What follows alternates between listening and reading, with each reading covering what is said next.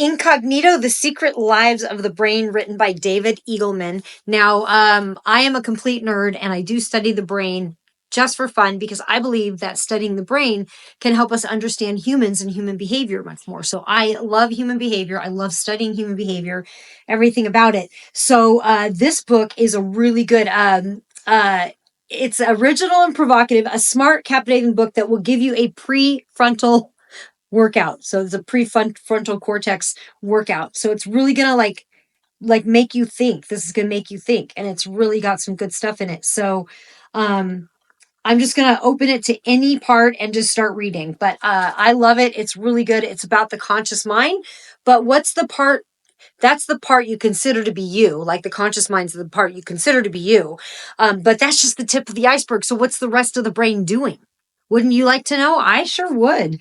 So this is the kinds of thoughts that are thinkable. So, mantra of the evolving brain: burn really good programs all the way down to the DNA. In general, we're least aware of what our minds do best. Marvin Minsky, The Society of Mind. Instincts are complex, inborn behaviors that do not have to be learned. They unpack themselves more or less independently of experience. Consider the birth of a horse. It drops out of the mother's womb, rights itself onto its skinny, uncertain legs, wobbles around for a bit, and finally begins to walk and run, following the rest of the herd in a matter of minutes to hours.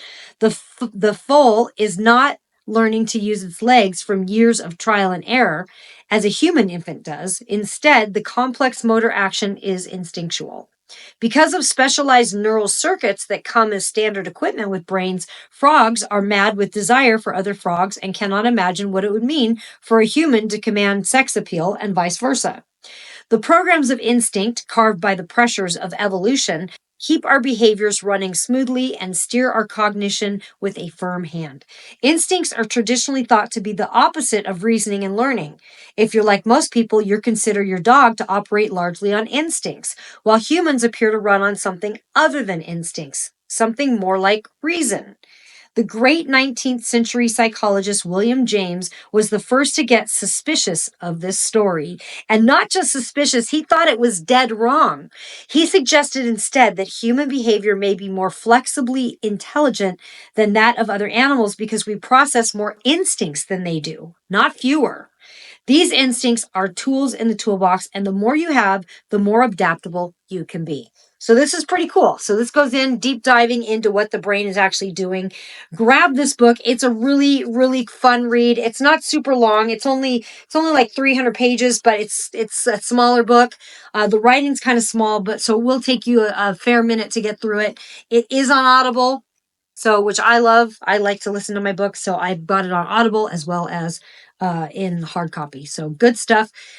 This is a grand new account of the relationship between the consciousness and the brain. So Incognito is full of dazzling ideas. So this is it. This is the book. Fantastic.